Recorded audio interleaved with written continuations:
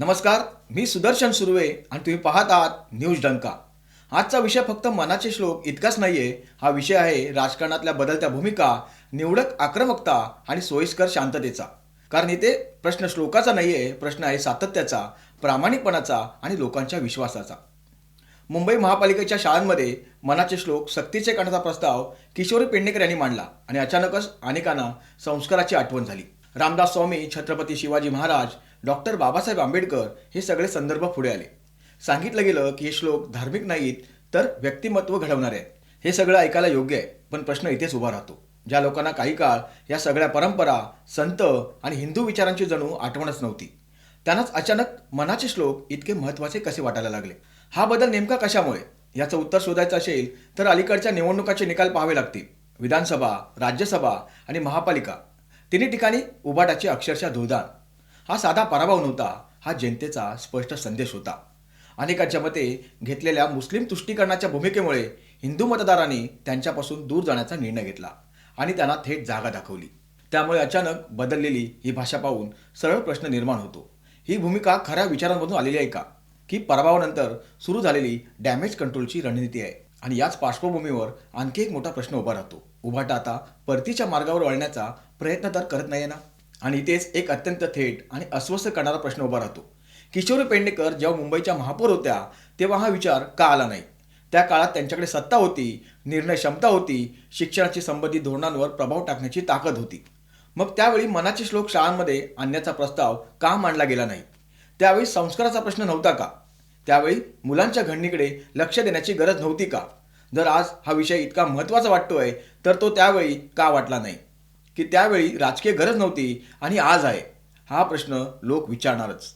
कारण जेव्हा एखादी गोष्ट सत्तेत असताना सुचत नाही आणि सत्तेबाहेर आल्यानंतर अचानक महत्त्वाची वाटू लागते, तेव्हा त्यामागचं कारण लोक शोधायला लागतात. हा खरोखरच समाजहिताचा विचार आहे का, की फक्त राजकीय टायमिंग साधलं जातंय? आणि तेच एक मोठा आणि सरळ मुद्दा समोर येतो.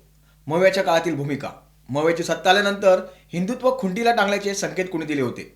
दक्षिण मुंबईमध्ये अजान स्पर्धा भरून दिले गेलेले ते संकेत लोक विसरलेले नाहीत. त्यानंतर टप्प्याटप्प्याने मुस्लिम तुष्टीकरण वाढत गेलं, अशी टीका सातत्याने होत राहिली. मग प्रश्न असा, त्यावेळी हीच मंडळी कुठे होती, जी आज संस्काराची भाषा करत आहेत? जर संस्कार इतके महत्त्वाचे होते तर त्या काळात त्याबद्दल का बोलले गेले नाही? सत्ता गेल्यावर मनाचे श्लोक आठवले. हनुमान चालिसावर उभाटाने काय नाटक केले माहीत आहे ना? नवनीत राणा हिला हनुमान चालिसा म्हणणार म्हणून अडवलं गेलं. तिच्या घरासमोर पोलीस बंदोबस्त लावला गेला. कायदा सुव्यवस्थेचा मुद्दा पुढे करत तिला बाहेर पडू दिले नाही आणि शेवटी तिला अटक करून थेट तुरुंगात डांबलं गेलं. काही दिवस कोठडीत ठेवण्यात आलं. जामीन मिळेपर्यंत तिला तुरुंगात राहावं लागलं. एका बाजूला हनुमान चालिसावर इतकी कडक भूमिका घ्यायची आणि आज मनाचे श्लोकांची भाषा. हा फक्त दुटप्पीपणा नाही ना? ही सरळ सरळ राजकीय सोयीनुसार बदलणारी भूमिका आहे आणि जनतेला आता हे स्पष्टपणे दिसतंय. आणि पुढचा मुद्दा, सत्ता टिकवण्यासाठी केलेल्या या कथित तुष्टीकरणाच्या राजकारणाचा शेवट काय झाला? लोकसभा, विधानसभा आणि महापालिका तिन्ही स्तरांवर दणदणीत पराभव. मग आता अचानक बदल का? पराभवानंतर पुन्हा एकदा हिंदुत्व जवळ करावंसं वाटायला लागलंय का? आणि त्याचे संकेत आज किशोरी पेडणेकर यांच्या विधानातून दिसत आहेत का? कारण चित्र स्पष्ट दिसतं. काल एक भूमिका, आज दुसरी आणि उद्या कदाचित तिसरी. यालाच तर द्विधा मनस्थिती म्हणायचं का? आणखी एक महत्त्वाचा संदर्भ, लव्ह जिहादच्या विरोधात धर्मस्वातंत्र्य विधेयकाला ठाकरेंनी दिलेला पाठिंबा. मग हा प्रश्न अधिकच धारदार होतो. एकीकडे असे निर्णय आणि दुसरीकडे तुष्टीकरणाचे आरोप. नेमकी भूमिका काय आहे? ठाम विचार की परिस्थितीनुसार बदललेली भूमिका? किशोरी पेडणेकर यांनी उद्धव ठाकरेंची परवानगी घेतली आहे का? उद्या पुन्हा पलटी मारली तर हेच विधान कायम ठेवणार आहेत का? कारण याआधी अनेक वेळा भूमिका बदलल्या गेल्या आहेत. मग ही भूमिका किती दिवस टिकणार? हा प्रश्न जनतेला पडणं स्वाभाविक नाही का? आता येतो सगळ्यात महत्त्वाचा आणि दणकेबाज मुद्दा, रामदास स्वामी. कारण इथे फक्त नाव घेतलं जात नाही तर इतिहास आणि श्रद्धा दोन्ही वापरले जातात. रामदास स्वामी हे केवळ संत नव्हते, ते शिस्त, संयम, राष्ट्रभावना आणि आत्मबल याचं प्रतीक होते. मनाचे श्लोक हे फक्त धार्मिक पठण नाही तर ते मनाला दिशा देणारे, व्यक्तिमत्व घडवणारे आणि जबाबदारीची जाणीव करून देणारे आहे. पण मग प्रश्न असा, ज्यांच्या नावाने आज संस्काराची भाषा केली जाते त्यांच्याबद्दल कालपर्यंत निर्माण झालेले वाद विसरायचे का? शिवाजी महाराजांचे गुरु होते की नव्हते, हा वाद अचानक कुठून आला? इतिहासात जे अनेक वर्ष निर्विवाद मानलं गेलं त्यावर अचानक संशय का निर्माण झाला? हा शोध होता की हेतुपुरस्पर निर्माण केलेला संभ्रम? हे सर्व वाद उभाटाची ज्यावेळेस सत्ता होती त्यावेळेस झाले होते. त्यावेळेस हे मोग गिळून गप्प का होते? कारण एक गोष्ट स्पष्ट आहे, महापुरुषांवर प्रश्न उपस्थित करणं वेगळं आणि त्यांना राजकीय वादात ओढणं वेगळं. जेव्हा रामदास स्वामींच्या भूमिकेवर प्रश्न उपस्थित केले गेले तेव्हा ते फक्त ऐतिहासिक चर्चा नव्हती, ते समाजात मतभेद निर्माण करण्याचं साधन बनलं.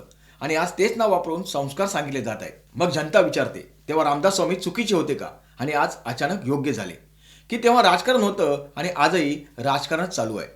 कारण आदर हा सातत्याने दिसतो, तो सोयीप्रमाणे चालू बंद होत नाही. आता इथेच एक अत्यंत महत्त्वाचा मुद्दा येतो, सज्जाद नोमानी. विधानसभेच्या निवडणुकीच्या काळात त्यांनी उद्धव ठाकरे यांच्याबद्दल अजिम सिपाई असा उल्लेख केल्याची चर्चा झाली. हा साधा शब्द नव्हता, हा एक ठळक राजकीय संदेश होता. मग सरळ प्रश्न, त्यावेळी प्रतिक्रिया का आली नाही, निषेध का झाला नाही, की त्या वक्तव्याकडे सोयीस्करपणे दुर्लक्ष करण्यात आलं? आज संस्काराची भाषा करणारे तेव्हा गप्प का होते? आणि ते दुसरा टोकदार प्रश्न, आज जे लोक संस्कार, परंपरा, रामदास स्वामी यांचा आधार घेत आहेत, त्यांनी त्यावेळी सज्जाद नोमानींच्या वक्तव्यावर भूमिका घेतली का? जर नाही तर आजच्या भूमिकेला काय अर्थ लावायचा? आता येतो एमआयएमचा मुद्दा आणि इथेच खरी गफलत होते. एमआयएम म्हणते की पालिकेच्या शाळांमध्ये सर्व धर्मांची मुलं शिकतात, त्यामुळे मनाचे श्लोक सक्तीने करू नयेत. ठीक आहे, ऐकायला मुद्दा समतोल वाटतो, पण सरळ प्रश्न, मनाचे श्लोक नेमके कशासाठी असतात हे माहीत आहे का?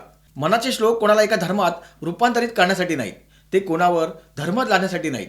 ते आहेत मनाला शिस्त लावण्यासाठी, विचार स्वच्छ करण्यासाठी आणि व्यक्तिमत्व घडवण्यासाठी. मना वासना दुष्ट कामा नये रे, मना सर्वथा पाप बुद्धी नको रे, मना सर्वथा नीती सोडू नको, मना अंतरी सार विचार राहो.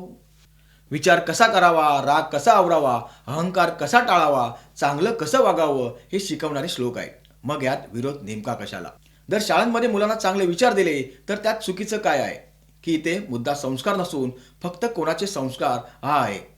जर हे श्लोक इतके धार्मिक असतील तर त्यात कुठे दुसऱ्या धर्माचा अपमान आहे ते दाखवा.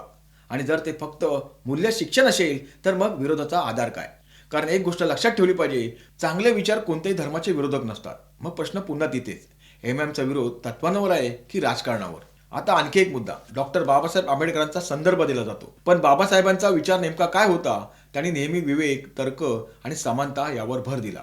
मग त्यांच्या नावाचा वापर करताना त्यांच्या विचारांप्रमाणे वागलं जातं का, की फक्त संदर्भ देऊन भावनिक वातावरण तयार केलं जातं?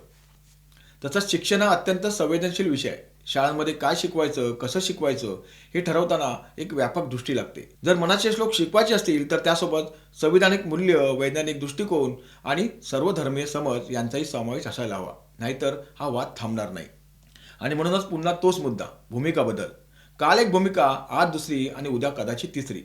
मग जनता नेमकं काय मानायचं, शब्द की कृती?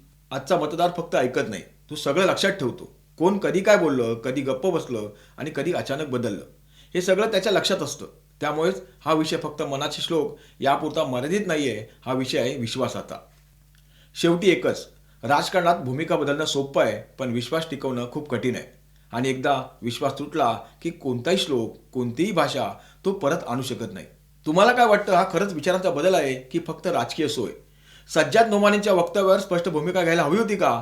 आणि किशोरी पेडणेकर महापौर असताना हा निर्णय का घेतला गेला नाही? कमेंटमध्ये नक्की लिहा. व्हिडिओ आवडला असेल तर लाईक करा, शेअर करा आणि न्यूज डंकाला सबस्क्राईब करायला विसरू नका. धन्यवाद.